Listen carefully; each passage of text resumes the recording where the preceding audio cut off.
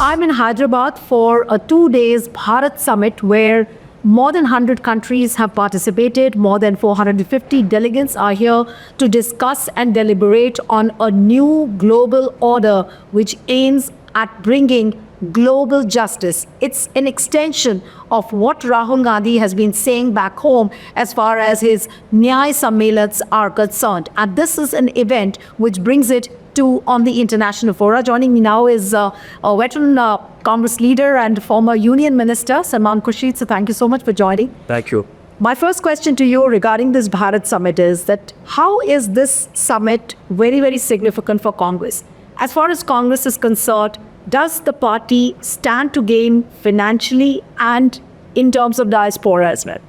Well, not financially, of course, because this is still an event which is sponsored by in fact, initiated by the Telangana government. Part of the event is the segment for investment, and that investment put coming into the state of Telangana. So it actually helps the people of Telangana and indirectly, of course, Telangana.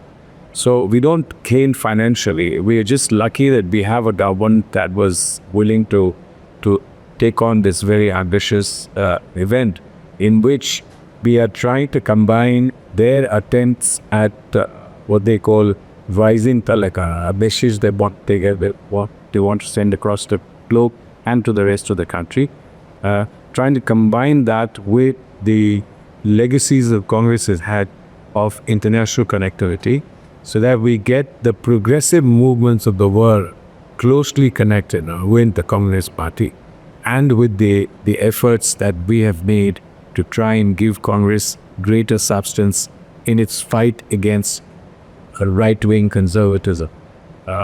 So the idea of Nyay has become the base for this. Global justice, Nyay across the globe, Nyay in India and across the globe, that's what we aim to do. And if we are successful in that, we will be able to regain a profile that we had in the world for the country and for the best minds in the world.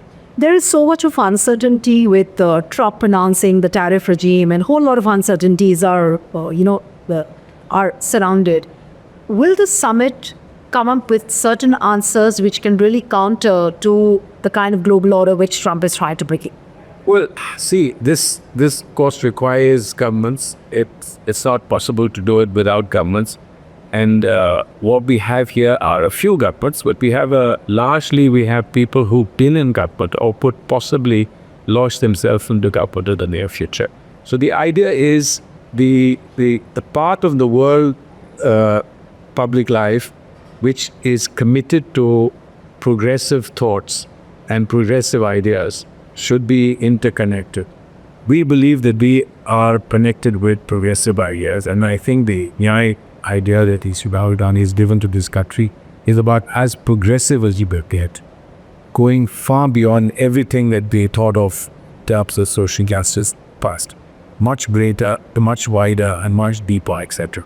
If we connect that with the rest of the world, the progressive movements of the world, we would then be part of the emerging global order, whether it happens today or it happens after governments beginning to change and so on. But meanwhile, we must also come up with some responses. There haven't been from Canada perhaps has responded, UK has responded, Europe a little bit here or there, etc. But the 90-day pause has given people time to breathe and so on. But some consider qualified volatility response given to what is perceived by President Trump as a new global order is necessary, and hopefully something like that might emerge from me. What about the footprint of the overseas and the diaspora which Congress is trying to bring in? Is there some kind of a new approach now which the party is looking at in terms of increasing the footprint of the diaspora? Because in the past, and since Nehruji's time, Congress has worked a lot on foreign relations.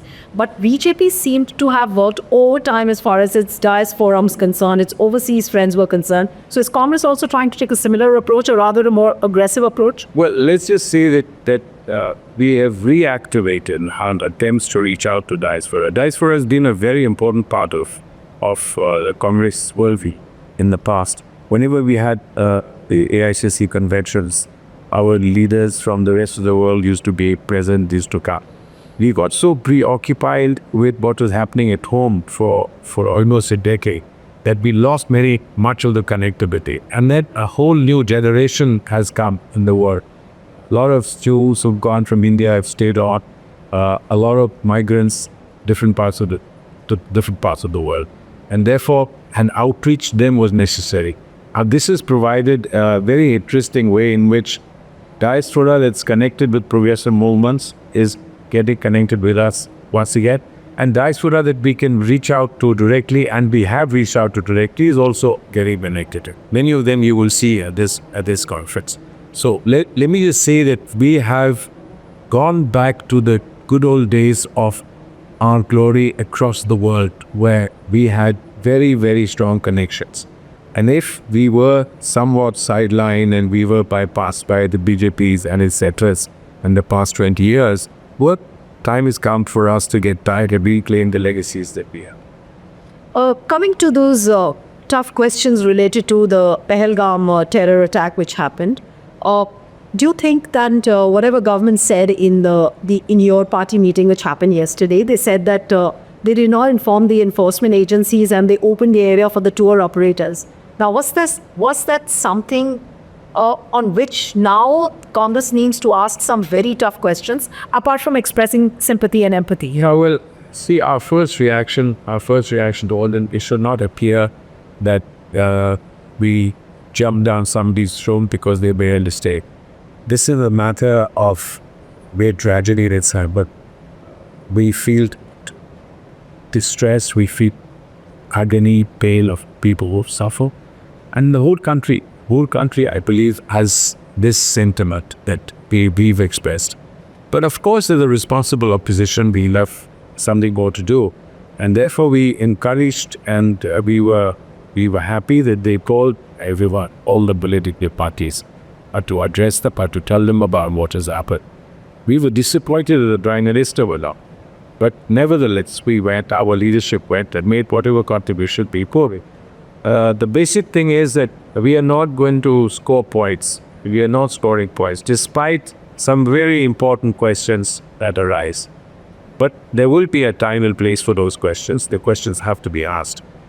Let me just say this much, that whatever has been done already by the government, and whatever else the government can do and will do, will have our support as long as it remains targeted at the best interest of our country. It will have our support. But at the same time, with the responsible opposition, we'll have to ask questions.